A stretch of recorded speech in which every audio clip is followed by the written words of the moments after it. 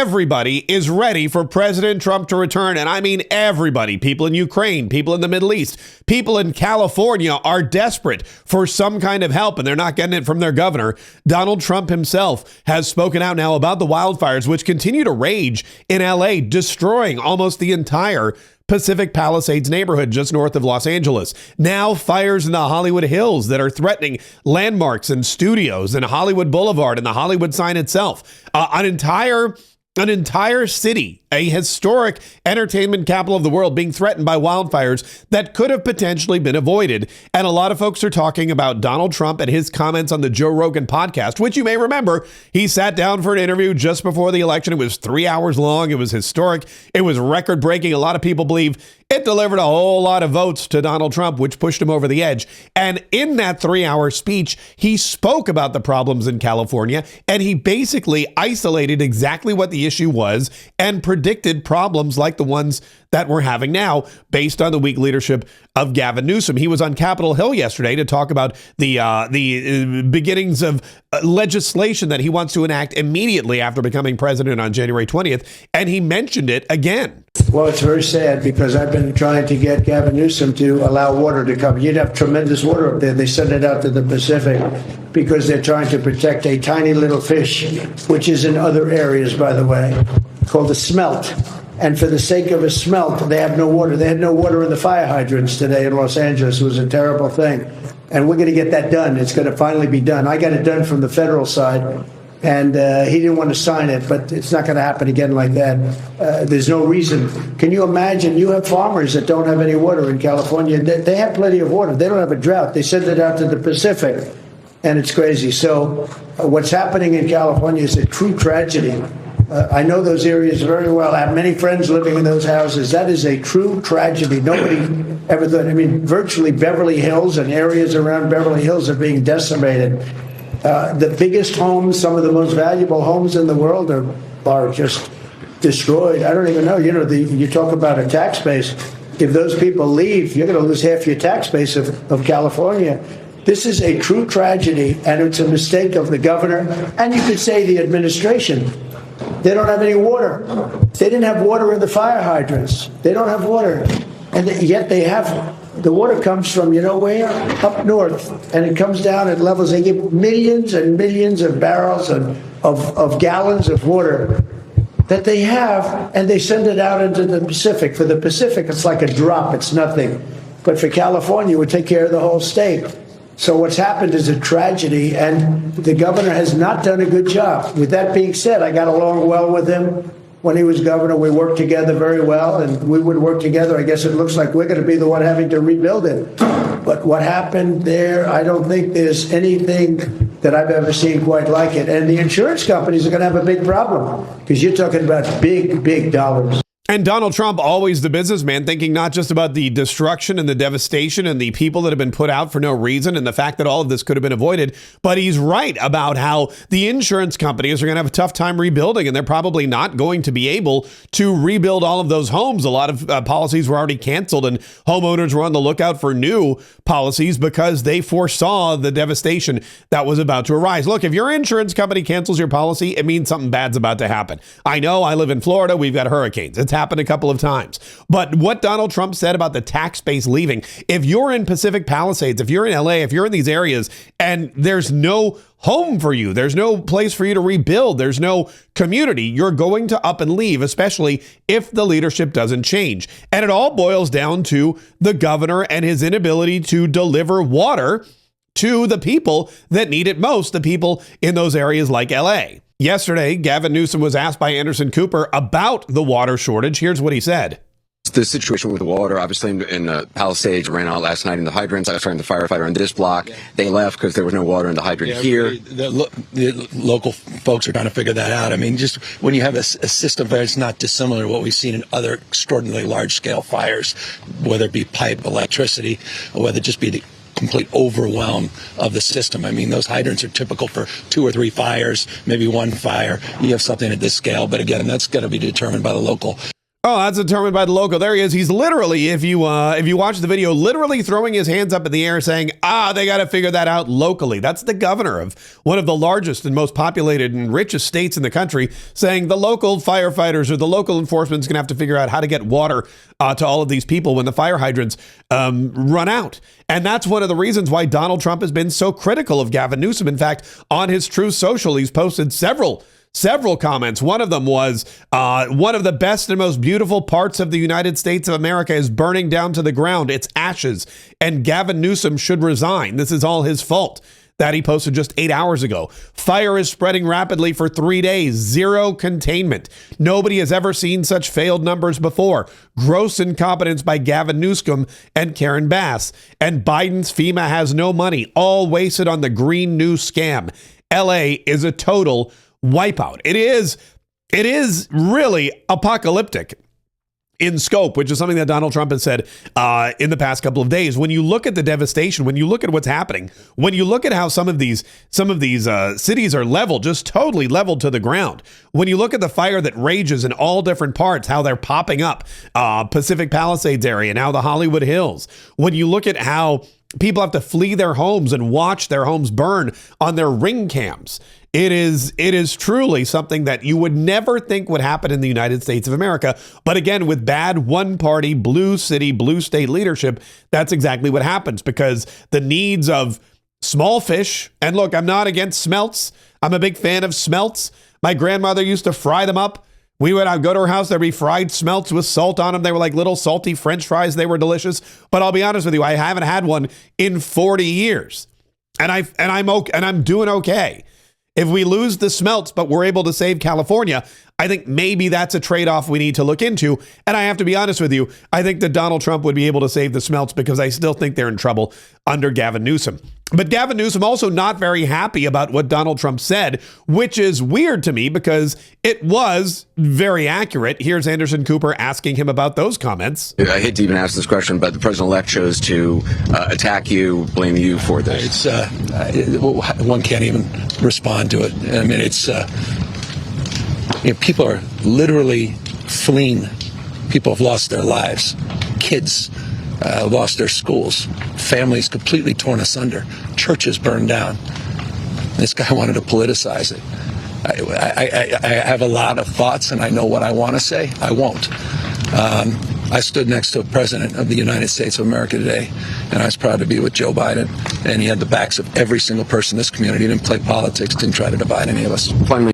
By the way, Joe Biden, who has the backs of all of the Californians who've lost their homes in the fire, just sent $500 million more to Ukraine. But Gavin Newsom is happy to be standing with him. Donald Trump, look, he looks forward to working with Gavin Newsom. He goes, I guess we're the ones who are going to have to rebuild it. And if anyone knows about building things, it's Donald Trump. He's been building things his entire life, rather. He's been building skyscrapers. He's been building hotels, casinos, golf courses, skating rinks. Whenever something needed to get built, here comes Don the Builder in to fix it. So in a way, while this is a horrible tragedy that has befallen California, they're lucky that they don't have to rely on Joe Biden to have to rebuild. And there may be a political shift in California here in the coming years as they see the kind of devastation that Gavin Newsom has brought down on their state and their part of the country. And Donald Trump will help to point that out. Meanwhile, as we mentioned before, Donald Trump was in Washington, D.C. for a couple of reasons. The first reason was to pay respects to the late Jimmy Carter, who passed away, the 39th president of the United States. He's laying in state in the Capitol building, and Donald Trump went to go pay his respects to the 39th president. And then he was meeting with Congress because there's one, maybe two bills that they're putting together, but Donald Trump is dead set on getting legislation passed immediately to make sure that his mandate from the American people is met very, very quickly. This is the drill baby drill mandate. This is the shutting down the borders mandate. This is the beginning the massive deportation mandate. This is the let's fix the economy mandate. And he said, look, it's either going to be one big bill or two big bills, but we had a very exciting meeting on Capitol Hill today. We had a great meeting. There's great unity. Whether it's one bill or two bill, it's going to get done one way or the other. I think there's a lot of talk about two. And there's a lot of talk about one, but it doesn't matter. The end result is the same. We're going to get something done that's going to be reducing taxes and creating a lot of jobs and all of the other things that you know about. But this was a really unified meeting, and I want to thank John and everybody for it was a great turnout. Came here for the funeral tomorrow. We went over to Blair House. I went over with First Lady. Met the Carter family. They were lovely. They were really very sad, but also they were celebrating because he was a very fine man. I knew him a little bit, but I knew him only as a fine man. Then we came here. We had a meeting, but it was a really good meeting, very strong, and we'll get something done. One bill, two bills doesn't matter to me. They're going to work that out, but the end result is going to be the same. So thank you all very much, and we'll see you. Have a big couple of days coming up, and then in a week and a half we have, I think, some really tremendous things happening. We have some really, I think it's going to set this country apart from all others. We do some great work. Yeah, he's talking about the inauguration on January 20th, and he's like, look, we're going to get this bill done. We're going to get everything we want done. One bill, two bill, red bill, blue bill. Well, we probably don't want a blue bill. We want a nice big fat red bill. And it's going to be tough. We have a slim majority in the Congress. The Senate is another story. The Senate is pretty secure. But the slim majority in the Congress is going to take some finagling and some wheeling and dealing from Mike Johnson. It's going to be a test of his skills. It's going to be a test to see if he should have been retained as Speaker of the House. But that's the guy that Donald Trump wanted. That's the guy that Donald Trump got. And we'll see if that's how it works. Moving forward. Now, something else that's been that's been getting a lot of attention, is Donald Trump's press conference from the other day, where he was asked repeatedly about some of his projects outside of the United States of America, including the Panama Canal, and reclaiming that for the rightful owner, us, also Canada, working with Canada as the 51st state, or maybe developing some kind of economic union, which would benefit both parties. They were also asked him about wanting to take over Greenland, and of course, his most recent and my favorite, renaming the Gulf of Mexico to the Gulf of America, which again makes just total sense. We design T-shirts. They're pretty popular. The AP has released a story, which I just wanted to share with you. They write, the headline is, Trump, the America First candidate, has a new preoccupation: imperialism. Donald Trump ran on a return to his America First foreign policy platform. The U.S., he said, could no longer afford to be the world's policeman. On his watch, he pledged there would be no new wars. But since winning a second term, the president-elect has been embracing a new imperialist agenda, threatening to seize the Panama Canal and Greenland, perhaps by military force, and saying he will use economic coercion to pressure Canada to become the nation's 51st state. Now, this is, of course, a headline written by somebody that has absolutely no idea about negotiating, about tactics, about setting the stage. Quite frankly, that's what Donald Trump has been doing, and he's been doing it very effectively. Donald Trump has a very limited amount of time before he is inaugurated to get the most amount of things done that he can. And he's done an amazing amount of things in just a few weeks since he's become president without any actual official power. He has threatened tariffs on Canada and China and Mexico. He has reduced illegal immigration at the border by threatening those tariffs. The Mexican government has finally taken back control of their immigration. They've taken back control of their own southern border, and they've disseminated all of the migrant caravans that were just booking it right to the border before Joe Biden left office, so that they would be able to sneak in before Donald Trump's inauguration. That's all happening. Canada has basically booted their uber liberal prime minister, Justin Trudeau. This is the guy who threw truckers in prison when they wanted to just, peacefully protest the COVID mandates. This is the guy who took away their business licenses and driver's licenses and seized their bank accounts. This is the guy who wanted to disarm Canadians. This is the guy who has created more you want to talk about anti-Canadian sentiment in Canada. He's the root of the entire problem. He's now stepped down because of Donald Trump's transition activities and proclamations. Not only that, but Donald Trump has issued a mandate to Hamas to release the hostages by January 20th, and that clock is ticking as well. He said all hell will break loose if you do not do that. He's repeated that claim over and over again. And this is Donald Trump setting the stage so that on January 20th, when he does take power, when he does become commander in chief, when he does become president, everything will be set up for him to hit the ground running and running fast. The hostages will be released. Canada will have a new leader. We'll have allies around the world, and people will know what Donald Trump's ambitions are. And Greenland is a strategic piece of that puzzle. And Greenland is may or may not be owned by Denmark, a country that doesn't even really respect them according to their citizens. The Panama Canal is falling into the hands of China, and that's not imperialism. That's just national security to make sure that China doesn't control the one outlet that we depend on for our military to move back and forth between the different oceans, and for our trading ships to go back and forth between the Atlantic and the Pacific.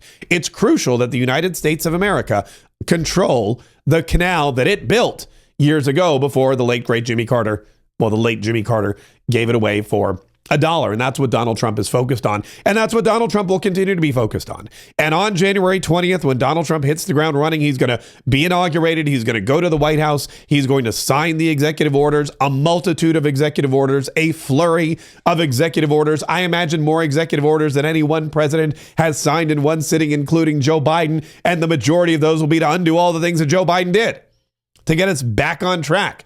And then he'll work on the legislation, one bill, two bill, red bill, no blue bill, to make sure that we make America great again. There is a lot more to cover with the wildfires. There's a lot more to cover with the reaction from that. There's a lot of news that's not related specifically to Donald Trump that we cover in our second daily podcast. Mark Kaye saves the Republic. If you haven't yet listened, we stream it live every single day on YouTube and Rumble and various other different platforms.